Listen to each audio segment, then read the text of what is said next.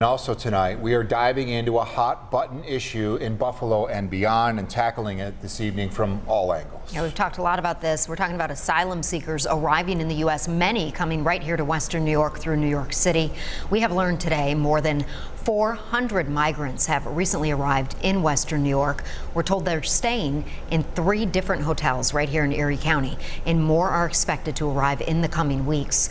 As New York City Mayor Eric Adams says that they've run out of room for asylum seekers there. We know there are strong opinions about this issue, and that's why tonight we are bringing you a number of voices, including a candidate for Erie County executive who calls what's happening, quote, a crisis. How the Poloncarz administration is responding to that. What the founder of Jericho Road is saying about the future of refugees coming to Erie County. From an immigration lawyer explaining how the vetting process works. And from a refugee turned business owner in Buffalo. 7 News reporter Michael Schwartz leading us off tonight. And this topic. On Friday, Chrissy Casilio, a Republican running to replace Erie County Executive Mark Poloncarz, calling out the Democrat over the asylum seeker situation in Erie County. Casilio saying it's a crisis. Why is now a crisis? It's a crisis because we don't have a plan. It's a crisis because we don't have answers. We don't know the limit. We don't know the costs. There's no transparency from this administration. I'm told Poloncarz is currently out of town for work, so I emailed his office looking for his response. A county representative said the office had no comment on Casilio's remarks, while adding the county does not handle the asylum process as it's a federal issue. That county representative telling me when migrants come from New York City, the New York City mayor's office then alerts state, county, and local officials right before a bus departs. I'm still waiting to hear back from New York City's Immigrant Affairs Office to see if there's a limit on how many people can be sent here. Erie County says it encourages New York City to handle this process responsibly.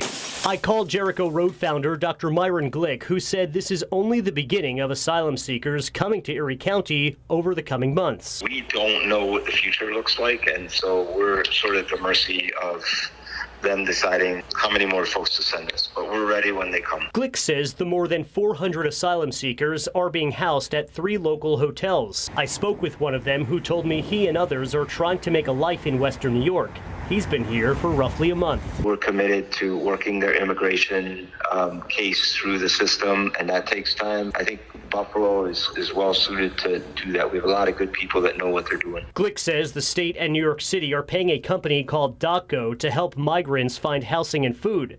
DocGo then subcontracts agencies like Jericho Road to do the case management. I imagine eventually all of us are paying for this, but I would say for sure that in general, what I've seen for the last 27 years is that when we make Buffalo welcoming to the refugee and the immigrant, that the economics make sense. Glick notes that Jericho Road is in constant communication with Poloncarz and New York City. Michael Schwartz, 7 News, Cheektowaga.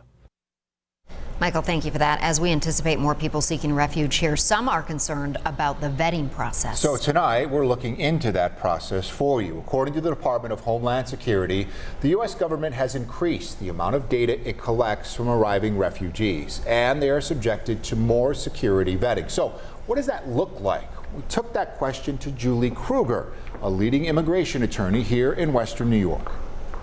Background checks are done for someone applying for asylum. So certainly, like once you file the application for asylum, you have to go and provide biometrics. So you'll go to an appointment at typically a USCIS office where you provide your fingerprints, all of your information, and they are going to run criminal background checks, all sorts of Homeland Security, all of their databases. They're going to run that person's fingerprints and information to see if there's anything that comes up of concern. She says asylum applications have a 70 to 80% denial rate here in Western New York. But there are many success stories right here in our area for people seeking asylum. We spoke with one man who escaped violence in South Sudan and arrived in Buffalo more than 20 years ago. He's now the proud owner of the Nile River restaurant. Do you feel Buffalo gave you that chance and was welcoming to do that? Oh, I'm so proud of Buffalo because I always say Buffalo is strong. Its community is strong. Well, the Buffalo area is actually home to more than 12,000 refugees from countries such as Afghanistan, Somalia, Ukraine, and Venezuela. You can learn more about this man's story right now at WKBW.com.